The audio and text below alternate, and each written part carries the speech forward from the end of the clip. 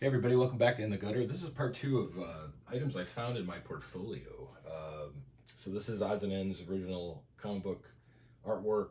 I showed some animation art and doodles and things in the previous video. If you hadn't seen that, you can check that out. This is the more comic related stuff, and I'm going to put a scene folder up here so that some of the thin paper, you can see through it. So I'm going to try to make it easier. So this is, okay, so this is in no real particular order, but this is sort of a mix of some comic art, some fan art, some drawings, just things that I've accumulated. So this is an A.J.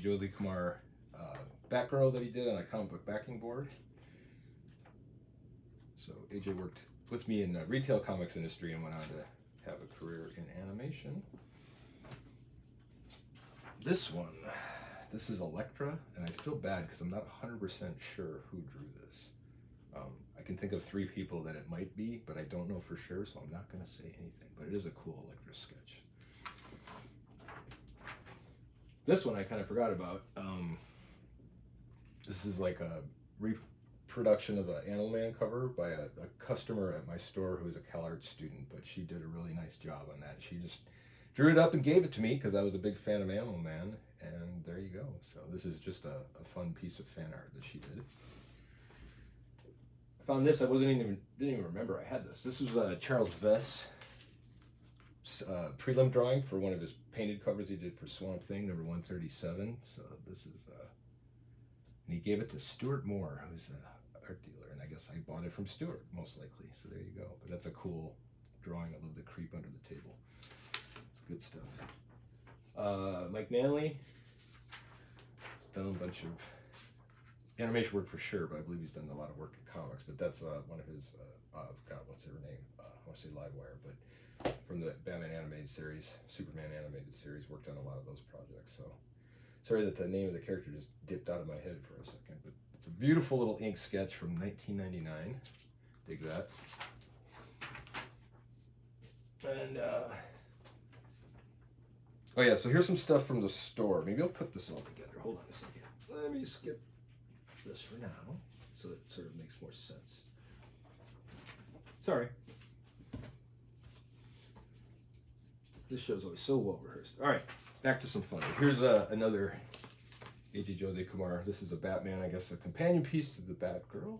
It's a nice, just drawing for fun.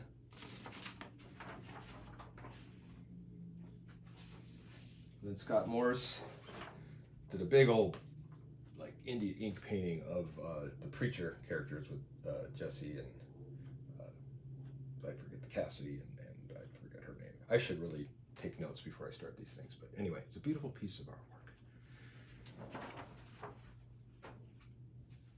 artwork. Then one of my first encounters with a professional artist was I worked at a comic book store when I was 17 years old, and Tim Vigil, who was doing Faust at the time,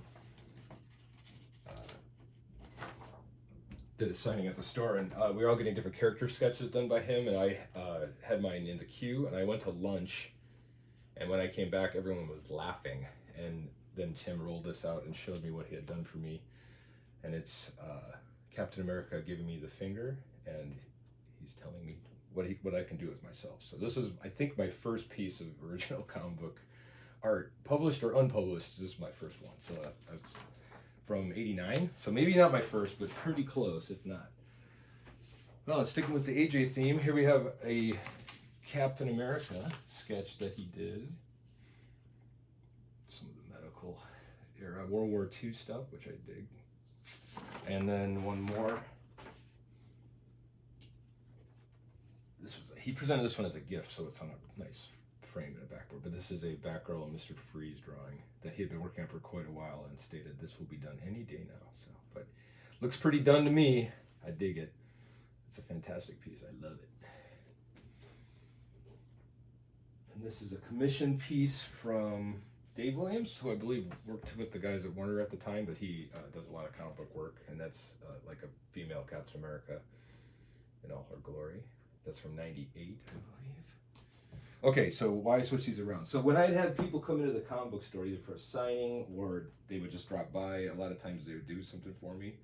And just sort of randomly, Martin Eamon, who was doing, I think he was doing the Danzig Verotic comics, or Veritech, depending on who you ask. And so he did this little, he just drew a post-it note for me while we were checking out his comic books and talking shop. So he did that nice little drawing for me. So that was fun to meet him that day. And one of our events, Wolf and Bird Counselors of the Macabre, was Bat and Lash, and he did his attorneys, Wolf and Bird, for us for the store. And we would hang these up in the store so people could marvel at the artwork and the cool celebrity artists that would come by and do things with us. And there's a handful of these. So in '92, Mike Cazella, who was eventually going to be on Ren and Stimpy, he had done the Adventures of Captain Jack and a bunch of other things, worked on many cartoons. This was, I think he was one of the first people I met when I opened the store, and locally he stopped by, and I'm like, oh, hey, you're an artist, that's cool. So he came by and he did a sign at the grand opening, and then he did another one when the Ren and Stimpy comic came out. Idiot, they are no longer mean. So that's from Mike. Those are great. And then Steve Mitchell, friend of the store, was inking Batman for a bajillion years and has done all kinds of stuff. So that one got a little faded, but that's what Steve Mitchell Batman that he did for us. And then Derek Gross, who I think I showed some of his stuff in my friend's video. We did the Swamp Thing drawing and worked on Vampire Lestat and a bunch of other independent comics, but Derek did a Batman for the store. And he would do these really light pen and ink drawings, almost like a ballpoint, but it's really elegant and cool. And then I had the Vigil brothers, again, come by the shop. So this is a Joe Vigil from his comic book. And then these are all when they were doing the Rebel. This is Spring Hill Jack. And then Tim did a Faust. And that's from '93.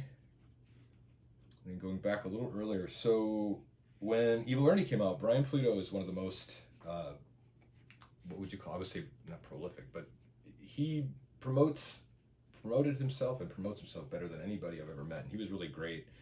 We had never heard of him, never heard of the book. I don't even know if Lady Death existed at this point, but Evil Ernie #1 had come out. So he did a smiley for us and asked us to have a psychotic day, which was great. And then another event, we had Boyd Kirkland, who most famously directed Batman Mask of the Phantasm, but has done a ton of other animation work. '94, he did a Joker and Harley for the store. That's that one. And Scott Geralds, who's another longtime animation director, but also did, for years and years and years, every cover to the Hanna-Barbera comics. So this is a Secret Squirrel, I think it is a Mole or Mole Man, and then Adamant.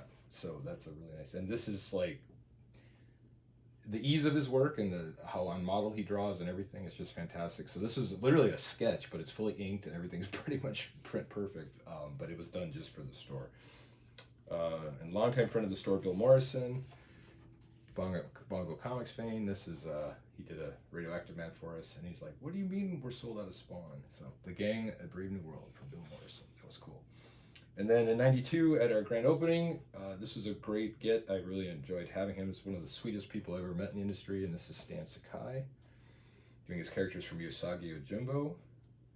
And that is a cool drawing. I remember I almost fell over when he finished it up and handed it to me. So, yeah, so if you've been around Brave New World in the '90s, you know, these were out on display on the wall for the customers to enjoy, but they've been in the portfolio for decades, so it's nice to bring them out and share them with you all again. So, okay, and last but certainly not least, I had a ton of original comic book art, and at one point started selling it back to clear up some space and for different reasons, but I had more than I needed to own at the time, and so I thought I had parted ways with this decades ago, but to my delight, I found painted, it's pen and ink and painting as well, it's mixed media, from Brian Bolland. This is the Animal Man trade paperback cover, the original art for that, and it is a beautiful piece.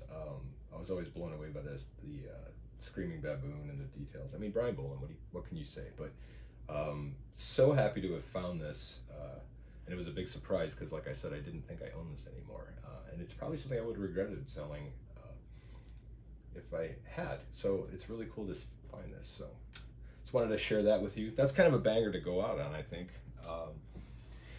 So this is my garage portfolio finds, and I hope you enjoyed sharing them with me. So until the next time, keep your mind in the gutter.